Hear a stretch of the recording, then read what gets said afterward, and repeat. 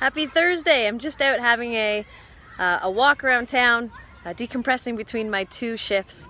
But I wanted to touch base because I think that there's a common theme this week. I've had multiple conversations with patients about how stress affects our overall health.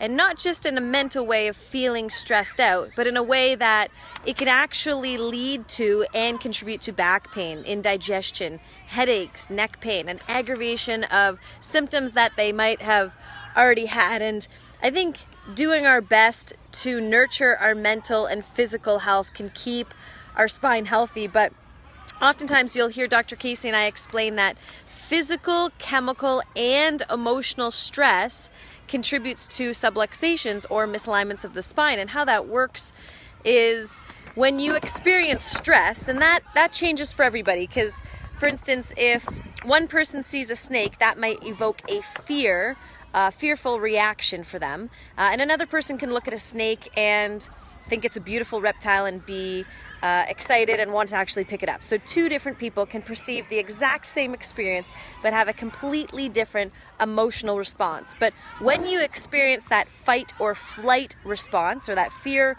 response, there is a fight or flight hormone that's released, which is called cortisol. Now, cortisol leads to muscle tension, and when our muscles tense up, that actually can shift bones and vertebrae, because bones themselves don't move. They move because muscles attach to them and can put tension on them, and it can cause a misalignment or a subluxation, which then irritates the nervous system. So our emotional response creates a change in our nervous system, which then releases cortisol, a stress hormone, which causes muscle tension and then contributes to subluxations, which not only can then cause more symptoms like muscle aches and pains, but also other symptoms. Because remember, you only feel 10% of what's going on in your body. So if you're feeling neck pain, typically that's only 10% of what's actually going on. And so it's important to address relationships, address things in your life that are creating stress. Maybe it's a relationship to your workplace, or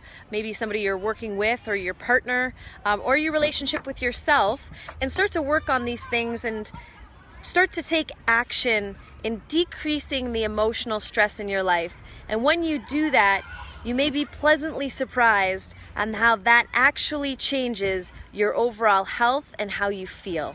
So remember to love yourself first, and therefore you can love others even more. And take time for yourself today, as I am going for a little walk to decompress, and have an excellent Thursday.